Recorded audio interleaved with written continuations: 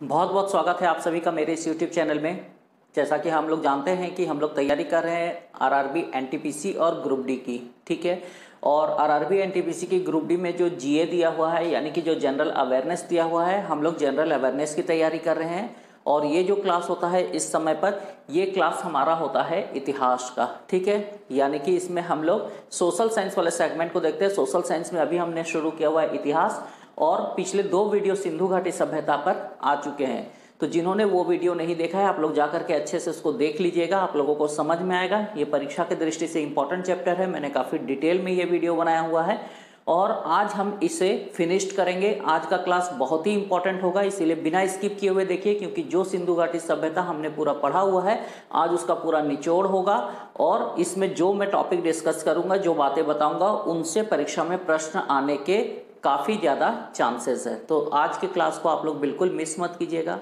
और एक महत्वपूर्ण बात ये आप लोगों से कहना चाहता हूँ कि बीच में थोड़ा सा क्लास ब्रेक हो गया था। मेरे पापा का तबीयत खराब था, जैसे मैंने पहले भी बताया हुआ है, तो इस कारण से क्लास बीच में ब्रेक हुआ है। और अब जो है ये वीडियो रेगुलर रहेंगे और निरंतर आप लोगों का क्लास जारी रहेगा। तो इसीलिए आप लोग एकदम बिल्कुल अच्छे से पढ़ाई कीजिए और अपनी सफलता सुनिश्चित कीजिए। तो चलिए, समय को बेकार में बर्बाद नहीं करते हुए आते हैं आज के टॉपिक पर और फिनिश करते हैं अपने सिंधु घाटी सभ्यता को। पिछले क्लास में हम लोगों ने देख लिया था भारत और पाकिस्तान से मिले हुए सिंधु सभ्यता के विभिन्न स्थलों को और वहां से मिलने वाले पुरावशेषों को। आज हम लोग चलते हैं, कुछ महत्वपूर्ण बिंदुओं को डिस्कस करते हैं। और आज का क्लास, जैसे कि मैंने पहले भी कहा, कि परीक्षा की दृष्टि से बहुत ही महत्वपूर्ण है, इसलिए आप इसे बिना स्किप किए हुए देखिए। तो चलिए शुरू करते हैं सिंधु सभ्यता की नगर योजना से। सिंधुवासी नगर किस तरह से बनाते थे। सिंधु सभ्यता एक नगरीय सभ्यता थी, हमने पहले ही बात किया था। यहाँ पर कुछ स्थलों को छोड़कर अधिकांश स्थलों में भवन निर्माण में पक्की ईंटों का प्रयोग होता था, ठीक है। पक्की ईंट मतलब आग में जलाई हुई ईंटों का प्रयोग करते थे सिंधुवासी। जबकि सिंधु सभ्यता के समकालीन विश्व में जो सभ्यताएं थी, जैसे सुमेरियाई सभ्यता वगैरह, मिस्र की सभ्यता, तो ये सभी जो थे, ये लोग जो थे, ये धूप में सुखाई हुई ईंटों का प्रयोग करते थे। लेकिन सिंधुवासी आज की तरह आग में जलाई हुई ईंटों का प्रयोग करते थे। सिंधु सभ्यता से जो ईंटें मिली है, इन ईंटों का आकार भी निश्चित होता था, इनका निश्चित अनुपात होता था। ये सिंधु सभ्यता की ईंटों का अनुपात था 4:2:1, ठीक है। यानी लंबाई इनकी जो होती थी ये 4 होती थी, चौड़ाई जो होती थी ये 2 होती थी, और ऊंचाई जो होती थी ये 1 होती थी। तो 420 420 याद रखिए, उसमें 1 ज़्यादा कर लीजिए, 421 याद रखिए। तो 4:2:1 जो थी, ये सिंधु सभ्यता के ईंटों का अनुपात था। और कभी कभी आपको परेशान करने के लिए एग्जाम में पूछ सकता है कि सिंधु सभ्यता अनुपात क्या था, तो इसमें भी आपको 4:2:1 यानी 4:2:1 ही आंसर करना है। आइए अगले पॉइंट पर पढ़ते हैं। अगला पॉइंट है, सिंधु सभ्यता में जो भवन होते थे, इनका दरवाजा मुख्य सड़क की ओर यानी मेन रोड की ओर नहीं खुलता था, बल्कि पीछे गलियों की ओर खुलता था, ठीक है। लेकिन एक स्थल था जिसका दरवाजा मुख्य सड़क की तरफ खुलता था, और वो जगह था लोथल, ठीक है। चूंकि लोथल व्यापारिक स्थल था, इसीलिए यहाँ पर द्वार मुख्य सड़क की ओर खुलता था। इसके अलावा सिंधु घाटी सभ्यता के जितने भी स्थल थे, इनमें घर के दरवाजे मुख्य सड़क की तरफ नहीं खुलते थे, पीछे गलियों की ओर खुलते थे। कारण क्या था, तो इसके पीछे कारण था साफ सफाई, है ना। सामने रोड की तरफ खुलता तो डस्ट ज़्यादा आते, तो सफाई के कारणों से ही सिंधुवासी लोग दरवाजा मुख्य सड़क की ओर ना खोलकर पीछे खोलते थे, ताकि घरों में गंदे ना हो कह करके, ठीक है। इसके बाद सिंधु सभ्यता से जो कुएं मिले हैं, इनका आकार होता था अंडाकार। आज हम लोग गोलाकार बनाते हैं, लेकिन सिंधुवासी लोग जो थे, ये थोड़ा सा अंडा के शेप में यानी ओवल शेप में इनके कुओं की आकृति होती थी। अब बात करते हैं सिंधुवासियों की सामाजिक संरचना की। तो सिंधु सभ्यता में समाज का स्वरूप जो था, ये था मातृसत्तात्मक, यानी यहाँ पर संपत्ति और सत्ता जो होती थी, इसकी मालकिन महिला होती थी, पावर महिलाओं के हाथों में था। सिंधु समाज जो था, ये 4 वर्णों में विभक्त था, ठीक है। इसमें वर्ण तो नहीं था, वर्ग हम कह सकते हैं, क्लास कह सकते हैं। तो सिंधु समाज 4 वर्गों में विभक्त था, योद्धा, पुरोहित, व्यापारी और सामान्य। याद रखिएगा, ये परीक्षा में पूछा जाता है।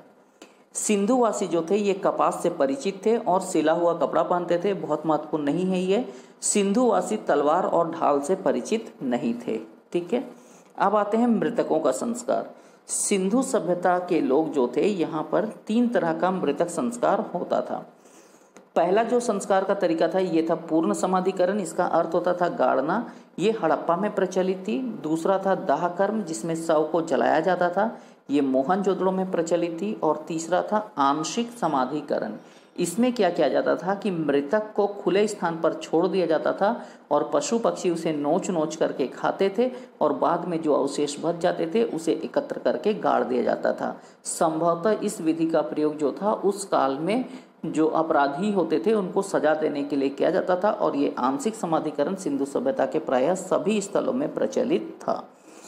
अब आते हैं धार्मिक विश्वास की बात कर लेते हैं। तो सिंधु सभ्यता जो थे, ये सिंधु सभ्यता के लोग मातृ देवी की पूजा करते थे।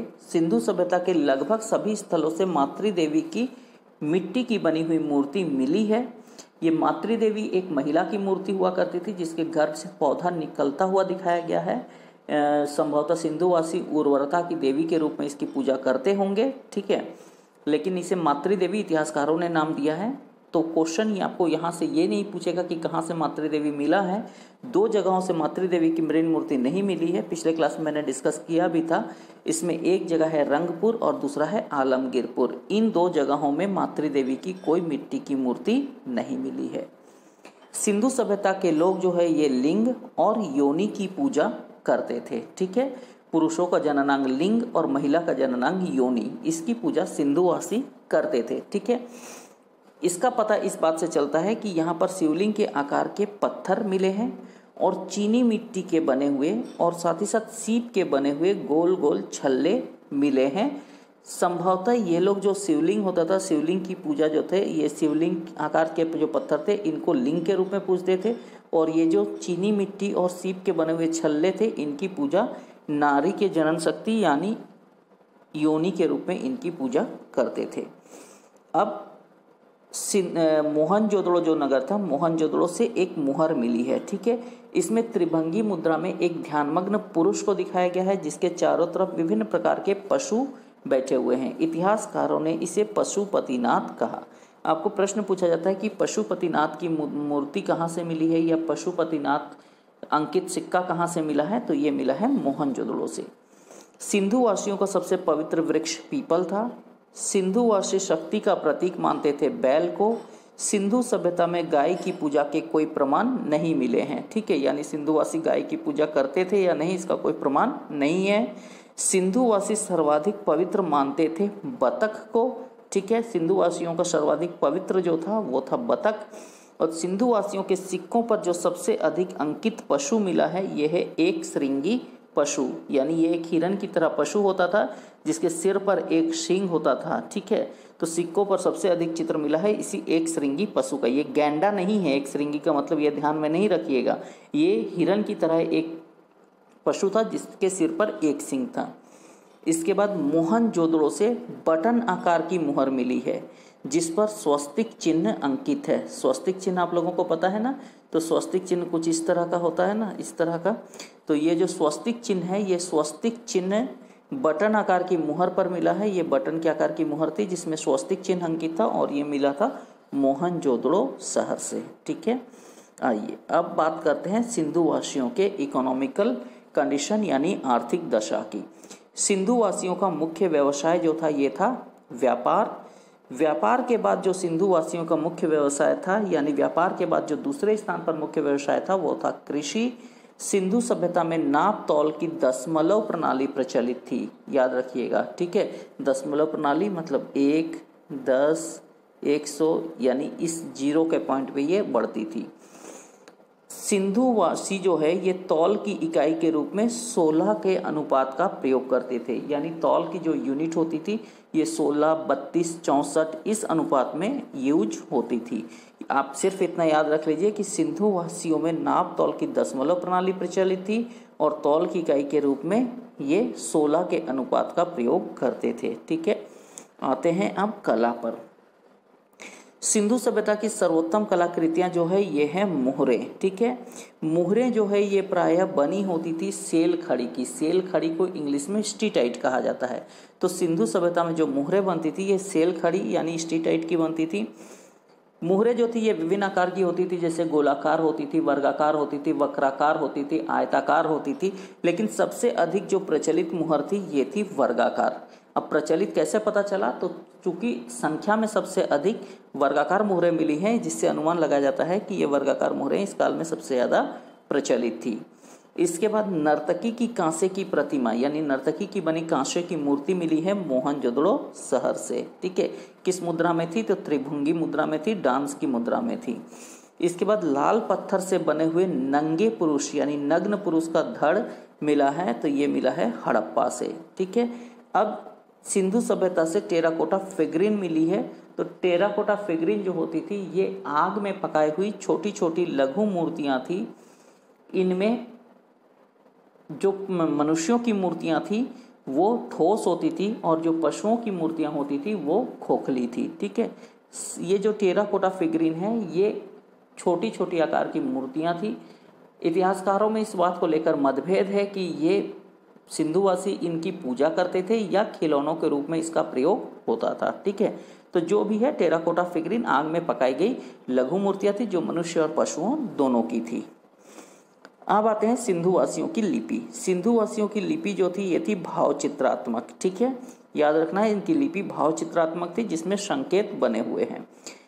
अब ये जो सिंधुवासियों की लिपि है ये हलाव्रत क्रम में लिखी जाती थी, यानी इस तरह से इस तरह हम गए। ठीक है, यहाँ खत्म हो गया तो फिर यहाँ से लिख करके यहाँ आ गए, फिर यहाँ खत्म हो गया तो फिर यहाँ से लिख कर इधर। ठीक है, तो इस तरह से ऊपर से ऐसे ऐसे ऐसे। ठीक है, हलाव्रत क्रम में ये लिखी जाती थी। सिंधुवासियों की लिपि में जो मूल चिन्ह थे ये 64 थे। इसमें कुल संकेत 500 थे जिनमें मूल संकेत 250 हैं। ठीक है, तो सिंधुवासियों की लिपि में मूल चिन्ह याद रखिएगा 64 है, कुल संकेत 500 और मूल संकेत जो थे ये थे 250। अब आते हैं कुछ विविध तथ्यों को देख लेते हैं जो परीक्षा की दृष्टि से महत्वपूर्ण है। मोहनजोदड़ो शहर को कितनी बार बसाया गया पूछता है, तो मोहनजोदड़ो शहर को 7 बार बसाया गया याद रखिएगा, और हड़प्पा शहर को बसाया गया था 6 बार, क्योंकि खुदाई में हड़प्पा से 6 परतें और मोहनजोदड़ो से 7 परतें मिली है, और सिंधु नदी की बाढ़ से यह शहर बराबर नष्ट होता रहता था, इससे ये पता चला है। ठीक है, अब आते हैं मोहनजोदड़ो का शाब्दिक अर्थ। तो मोहनजोदड़ो का शाब्दिक अर्थ होता है मृतकों का टीला। सिंध का नखलिस्तान या सिंध का बागीचा। ठीक है, ये भी पूछता है सिंध का नखलिस्तान या सिंध का बाग किसे कहा जाता है, तो ये कहा जाता है मोहनजोदड़ो को। इसके बाद है कालीबंगा का शाब्दिक अर्थ। तो कालीबंगा का शाब्दिक अर्थ होता है काली कांच की चूड़ियाँ। नेक्स्ट है धौलावीरा। धौलावीरा शब्द का शाब्दिक अर्थ होता है सफ़ेद कुआं। ठीक है, एक इतिहासकार रहे जिनका नाम था डेल्स। ठीक है, डेल्स जो इतिहासकार हैं, इन डेल्स के अनुसार सूतकागेडोर सिंधु सभ्यता का सबसे पश्चिमोत्तर स्थल, सबसे पश्चिमी भाग में स्थित स्थल जो है सूतकागेडोर, जो दास नदी के किनारे बसा है। डेल्स का मानना है कि ये पहले बंदरगाह था, परंतु भौगोलिक हलचलों के कारण ये समुद्र से दूर हट गया और एक बंदरगाह नहीं रहा। डेल्स मानते हैं कि उस काल में ये सूतकागेडोर एक बंदरगाह था। ठीक है, ये आपको क्वेश्चन में पूछ लेता है कि डेल्स के अनुसार कौन सा सिंधु घाटी सभ्यता का स्थल पहले एक बंदरगाह था, तो ये था सूतकागेडोर। और सूतकागेडोर के बारे में और एक याद रखना है कि सिंधु सभ्यता का सबसे पश्चिमी स्थल या पश्चिमोत्तर स्थल कौन था, तो ये सूतकागेडोर था। और सूतकागेडोर किस नदी के किनारे बसा था, तो ये दास नदी के किनारे बसा था। फर्स्ट क्लास में मैंने आपको इसको याद करने की ट्रिक वगैरह भी आपको बता दी है। अब आइए कुछ सिंधु सभ्यता से पूछे हुए महत्वपूर्ण प्रश्न देख लेते हैं। सिंधु सभ्यता का तिथिक्रम सर्वप्रथम किससे ज्ञात किया गया, तो सिंधु सभ्यता का सर्वप्रथम जो डेट ज्ञात किया गया था ये मेसोपोटामिया की सभ्यता के आधार पर ज्ञात किया गया था। सिंधुवासी कौन सा पशु नहीं पालते थे, तो सिंधुवासी नहीं पालते थे घोड़ा, मैंने आपको बताया है इसके बारे में। सिंधुवासी किस धार्मिक उपक्रम को नहीं मानते थे, तो सिंधु सभ्यता से यज्ञ वेदियां जरूर मिली हैं लेकिन सिंधुवासी यज्ञ को नहीं मानते थे। नेक्स्ट है किस प्रदेश के निवासी सिंधु प्रदेश को मेलुहा कहते थे, तो मेसोपोटामिया के लोग सिंधु सभ्यता को मेलुहा कहते थे। हड़प्पा सभ्यता की अंतिम अवस्था को दर्शाने वाला स्थल, तो हड़प्पा सभ्यता की अंतिम अवस्था को दर्शाने वाला स्थल था आलमगीरपुर। शिल्पी शिल्प तथा चूड़ियों के लिए विख्यात। ठीक है, तो मैंने आपको बताया था चूड़ी से याद रखिएगा चन्हूदड़ो, तो चूड़ी तथा शिल्पी शिल्प के लिए विख्यात क्षेत्र जो था ये था चन्हूदड़ो। नेक्स्ट आते हैं, मिट्टी के बने जहाज के नमूने मिले हैं, तो याद रखिएगा लोथल से। सिंधुवासी किस चीज के उत्पादन में सर्वप्रथम थे? तो दुनिया में सबसे पहले कपास का उत्पादन सिंधुवासियों ने किया था। कपास को यूनान के लोग किस नाम से पुकारते थे? तो यूनानी लोग कपास को सिंडन कहते थे। पशुपतिनाथ की मुहर पर किस किस पशु का अंकन है? तो पशुपतिनाथ की जो मुहर मिली है उस पर व्याघ्र तथा हाथी, गैंडा तथा भैंसा और हिरन का अंकन है। ठीक है, इसके बाद आते हैं नेक्स्ट, स्वतंत्रता प्राप्ति के बाद सर्वाधिक संख्या में हड़प्पा युगीन स्थलों की खोज किस प्रांत में हुई? तो आज़ादी के बाद सबसे अधिक खोज हुई है गुजरात में। नेक्स्ट है, हड़प्पा के लोगों की सामाजिक पद्धति क्या थी? तो हड़प्पा के लोगों की सामाजिक पद्धति थी उचित समतावादी। सिंधु सभ्यता में समाज का स्वरूप, तो अभी बात की हमने, ये मातृसत्तात्मक था। अफगानिस्तान में सिंधु सभ्यता से संबंधित स्थल, तो अफगानिस्तान में सिंधु सभ्यता से संबंधित दो स्थल थे, मुंडीगाग और शुरतोगोई। ये दोनों सिंधु सभ्यता के स्थल थे जो अफगानिस्तान में थे, यानी सिंधु सभ्यता से लिंक्ड थे, जो अफगानिस्तान में, आज के अफगानिस्तान में हैं। तो ये हो गया हमारा सिंधु सभ्यता खत्म। आप लोगों को काफ़ी सिंधु सभ्यता में परेशानी लगी होगी, लेकिन जिस तरह से मैंने वीडियो बना करके आप लोगों को बताया है, अगर आप लोग इसको 2-3 बार वीडियो को अच्छे से देख लेते हैं तो सिंधु सभ्यता में आपको कोई परेशानी नहीं होगी और आप लोग परीक्षा में अगर यहाँ से प्रश्न आएंगे तो दूसरों से बेहतर कर पाएंगे। तो इसी आशा और उम्मीद के साथ आज के इस क्लास का एंड करते हैं। मिलेंगे नेक्स्ट क्लास में हिस्ट्री के अगले टॉपिक वैदिक सभ्यता के साथ। तब तक के लिए इजाज़त दीजिए। बहुत बहुत धन्यवाद।